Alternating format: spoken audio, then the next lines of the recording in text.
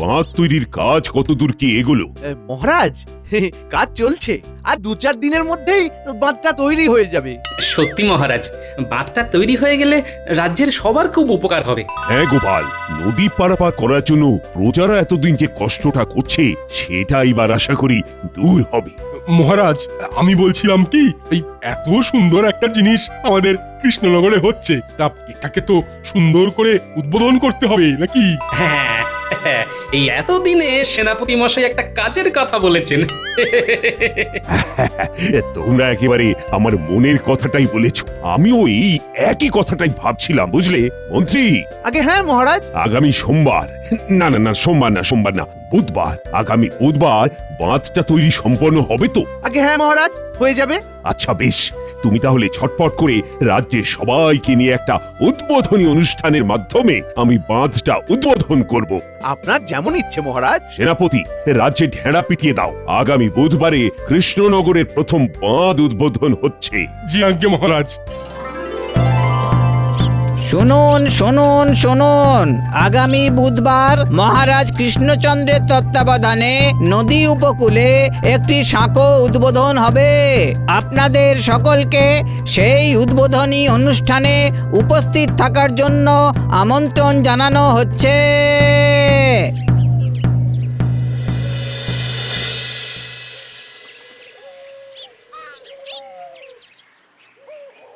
ওহ বাবা, এই পুরনো বাঁশের বাঁধের জন্য আবার উদ্বোধনী অনুষ্ঠান।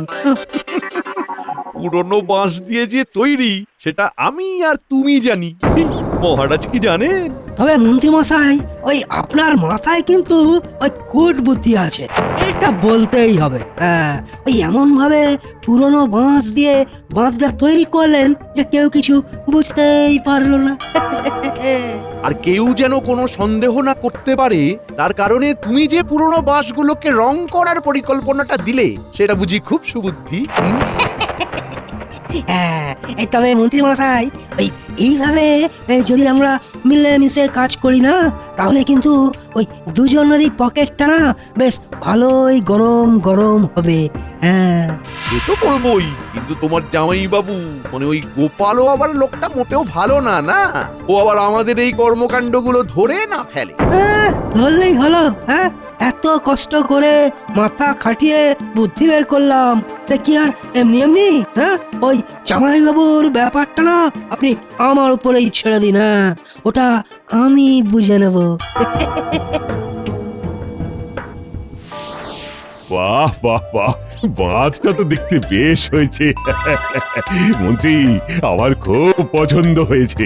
ধন্যবাদ মহারাজ, আশীর্বাদ করুন এইভাবেই যেন কৃষ্ণনগরের প্রত্যেকটা কাজে আমি আসতে পারি। না না না না, খালি হাতে তো আমি আশীর্বাদ করি না। এই নাও, এটা ধরো। মহারাজ, এসবের আবার কি দরকার ছিল? আরে তুমি এত সুন্দর একটা কাজ করেছো, এটা তোমার প্রাপ্য। আরে নাও নাও, ধরো।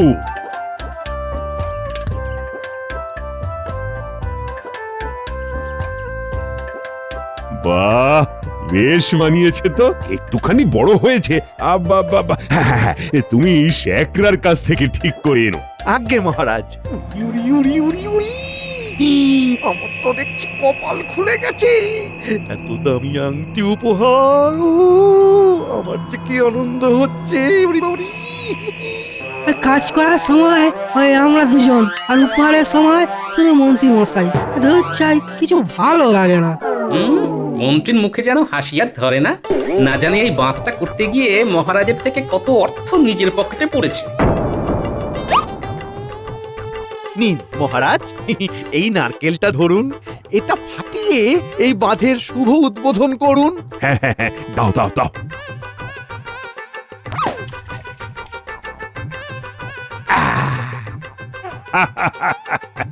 হ্যাঁ, তাহলে শুভ উদ্বোধন হয়ে গেল। এইবার তাহলে বাঁধে পা রাখার পালা। মন্ত্রী মশাই, আর দেরি করবেন না, মহারাজকে এবার আটকান। মহারাজ দাঁড়ান দাঁড়ান। কি হলো মন্ত্রী? বলছিলাম কি, এই বাঁধটা তৈরির জন্য গোপালই বেশি উৎসাহিত ছিল, ওর উদ্যোগেই তো এই বাঁধ নির্মাণ করা হলো। তাই আমি চাইছিলাম যে গোপালই প্রথম এই বাঁধে পা দিক। হ্যাঁ হ্যাঁ হ্যাঁ মন্ত্রী, তুমি একেবারে ঠিক কথা বলেছ। গোপাল, তোমার উৎসাহের কারণেই বাঁধটা তৈরি হয়েছে, তাই তুমি প্রথম এই বাঁধে পা দেবে। না না মহারাজ, এ আপনি কি বলছেন? আপনি থাকতে আমি? না না না। আরে তাতে কি হয়েছে? মহারাজ তো নিজেই বলছেন তোমাকে যেতে, আর আমরা সবাই চাই যে এই বাঁধে তোমার পায়ের ধুলোই প্রথম পড়ুক। এই তাই তো? হ্যাঁ হ্যাঁ, আমরা সবাই চাই, সবাই চাই। দেখেছো তো, দেখেছো, সবাই চায় তুমি প্রথম বাঁধে ওঠো। নাও নাও নাও গোপাল, নাও, আর দেরি করো না গোপাল, নাও।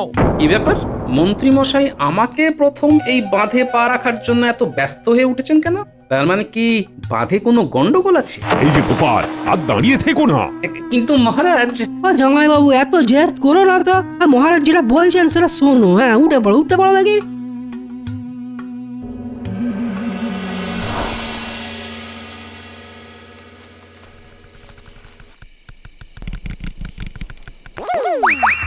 এ কি গো শালক ভাই, এই যে এখনই প্যাচ প্যাচ করছে। কাল যখন সবাই এর মধ্যে উঠবে, এ কি আর আস্ত থাকবে? একেবারে হুড়মুড়িয়ে ভেঙে পড়বে না? ইস! আর তারপর মহারাজ আপনার মাথাটা ভেঙে একেবারে টুকরো টুকরো করে ফেলবে। হ্যাঁ, আমি ফাঁসলে তোমাকে কি ছেড়ে দেবো ভেবেছো? যা করেছি দুজন মিলে করেছি, যা হবার দুজনেরই হবে। হ্যাঁ। এই রে, এই মন্ত্রী তো দেখছি নিজে তো ডুববেই, আর তার সাথে ও আমাকে নিয়ে ডুববে।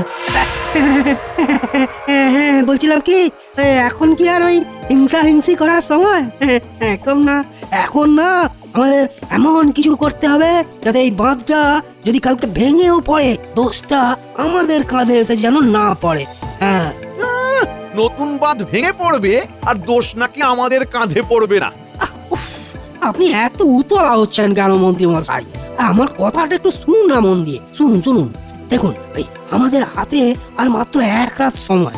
এর মধ্যে আমরা বাঁধটা নিয়ে কিছুই করতে পারবো না। তবে যেটা পারবো সেটা হলো এই খেলাটাকে একটু ঘুরিয়ে দিতে। হ্যাঁ, খেলাটা ঘুরিয়ে দিতে মানে? এই এই এই আমি তো তোমার কথা কিছুই বুঝতে পারছি না। যা বলবে একটু খোলসা করে বলো দেখিনি।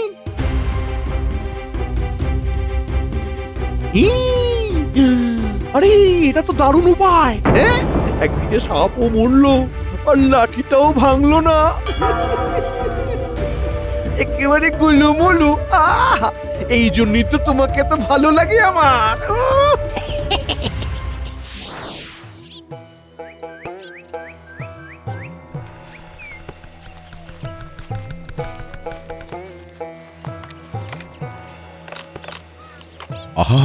আস্তে আস্তে আস্তে।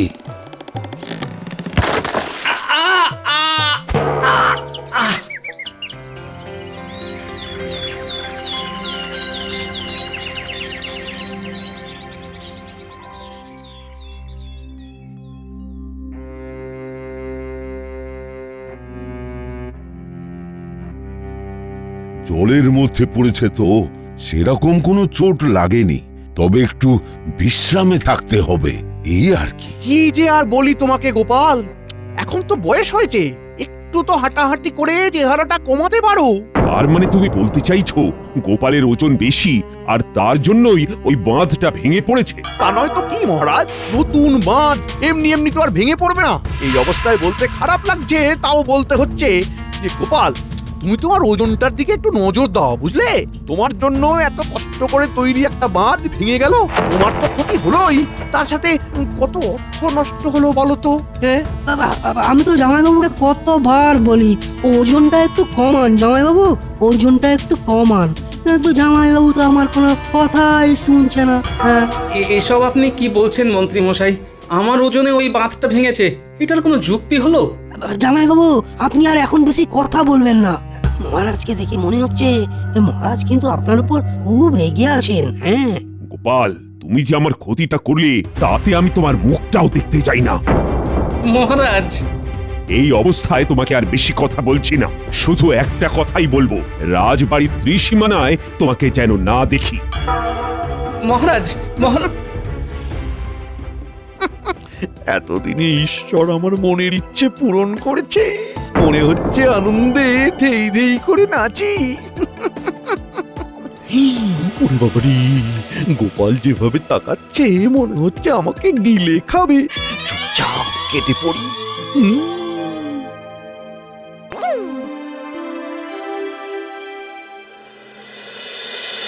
কি গিন্নি, এসব কি খেতে দিচ্ছ আমাকে? তোমার যেটা এখন খাওয়া দরকার সেটাই দিয়েছি, ঢেঁড়স সেদ্ধ আর ভাত। এখন থেকে তুমি এগুলোই খাবে। হ্যাঁ, ও, এখন কি তুমিও মনে করছো যে ওই বাতটা আমার জন্যই ভেঙেছে? আমাদের মনে করা বা না করায় কি আসে যায় বাবা জীবন? এই তো কিছুক্ষণ আগে গাঁ শুদ্ধ সমস্ত লোক বাড়ি বয়ে এসে আমাদের দুটো কথা শুনিয়ে গেল। অবশ্য তোমার এই মোটা চেহারার জন্য তাদের যে বাঁধ ভেঙেছে তারা কি আর ছাড়ে? তারা তো এখন কথা শোনাবেই। দুঃখের কথা আর কি বলবো মা, সবই আমার কপাল। কপাল কতবার বলেছি খাওয়া দাওয়া করবে, একটু রয়ে শয়ে করো, একটু রয়ে শয়ে করো। কে শোনে কার কথা? কাঁদিস না মা, কাঁদিস না।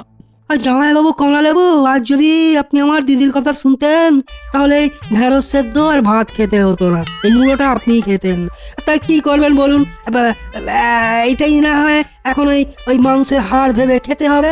নিন নিন নিন নিন নিন, খেনিন খেনিন, কড়াক কড়াক করে খেনিন দেখি। হ্যাঁ,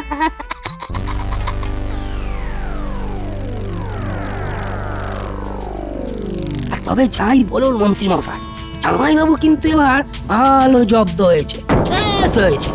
বেশ হয়েছে, আমার তো দারুণ আনন্দ হয়েছে একেবারে। মানে তোমার জামাই বাবুকে জব্দ তো করলাম, কিন্তু পাল্টা জব্দ যে আমাদের হতে হবে না তার কোনো ঠিক আছে? তার মানে মানেটা খুবই সহজ।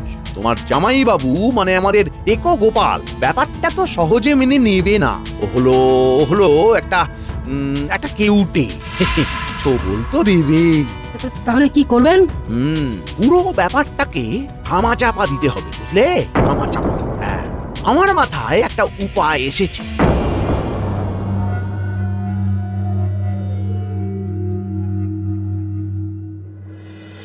মন্ত্রীমশাই, কালকেই আমাদের একটা যাত্রাপালা আছে।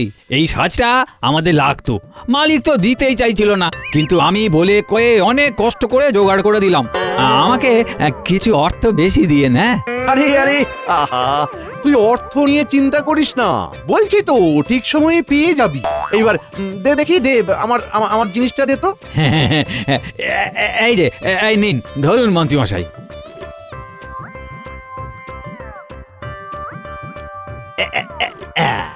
ওরে বাবা, এ তো একেবারে সত্যি সত্যি ভাল্লুক লাগছে।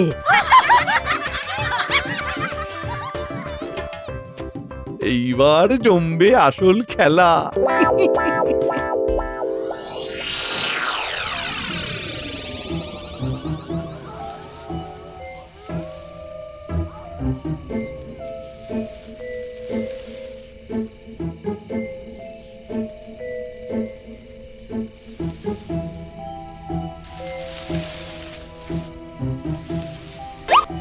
ওরে বাবারে, এটি বাবালে বাবা, এই কত বড় ভাল্লুক রে!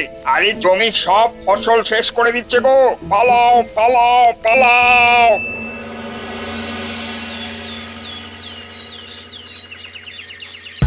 কি বলছো তোমরা? ভাল্লুক? ও বাবা গো, ভাল্লুক! এই রাজ্যে ভাল্লুক এসেছে? সে কি? হ্যাঁ মহারাজ, এই ভাল্লুক সব শেষ করে দিয়েছে, সব। আপনি কিছু একটা করুন মহারাজ, আপনি কিছু একটা করুন। মহারাজ, আমরা কেউ ভয়ে জমিতে যেতে পারছি না। চাষবাস যদি বন্ধ হয়ে যায় তাহলে আমরা খাবো কি মহারাজ? ঠিক আছে ঠিক আছে, তোমরা কান্নাকাটি করো না। আমি দেখছি কি করা যায়। সেনাপতি, ওই ভাল্লুকটাকে আজই বন্দি করার ব্যবস্থা করো। মানে মহারাজ, আমি? হ্যাঁ তুমি। কেন, কি হয়েছে? না মানে ভাল্লুক। মহারাজ একটু সেনাপতির অবস্থাটা বুঝুন। একটা মানুষ কি কখনো ভাল্লুকের সাথে লড়াই করতে পারে? হ্যাঁ মহারাজ, আপনি একটা মানুষের সাথে আমাকে লড়াই করতে বলুন, আমি লড়াই করে নেব, কিন্তু তাই বলে একটা ভাল্লুকের সাথে লড়াই করা আমার পক্ষে সম্ভব নয় মহারাজ। আমাকে ক্ষমা করবেন মহারাজ। হ্যাঁ সেনাপতি, আমি তোমার মনের পরিস্থিতি বুঝতে পারছি। মহারাজ, সেনাপতি তো ঠিক কথাই বলছে। ভাল্লুক কি আর যেই সেই জন্তু? একবার কাউকে যদি বাগে পায় তাহলে আর রক্ষে থাকবে না। ও, তাহলে তোমরা কেউ যাবে না? ঠিক আছে, তোমরা যখন কেউ যাবেই না, তখন আমি একাই আজ রাতে যাব। কি বলছেন মহারাজ? আপনি যাবেন? হ্যাঁ মন্ত্রী, তোমরা ভয় পেয়ে পিছিয়ে পড়তে পারো, কিন্তু আমি তো এই রাজ্যের রাজা, তাই আমাকে পিছিয়ে পড়লে তো চলবে না। আমাকে তো আমার রাজ্যবাসীর বিপদে তাদের পাশে দাঁড়াতেই হবে, তাই আমিই যাব।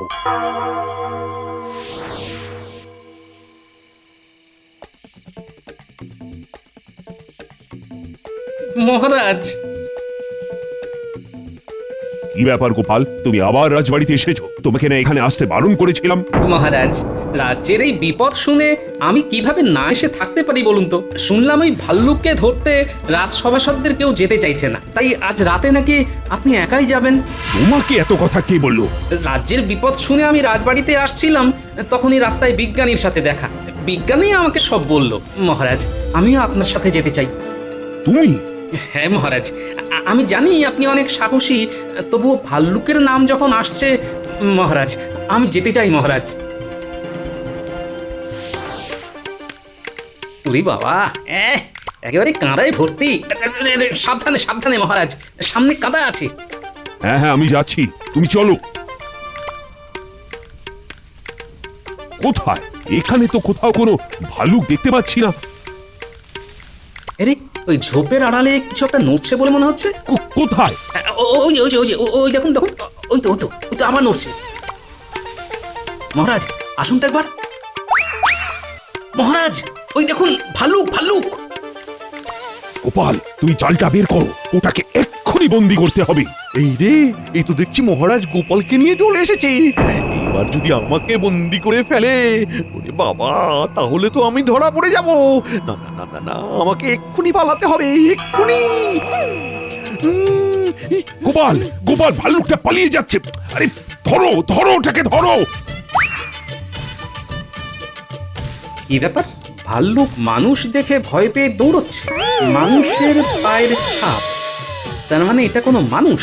আরে, এটা তো মন্ত্রী মশাইকে দেওয়া মহারাজের সেই আংটি। মন্ত্রী মশাই, মহারাজ!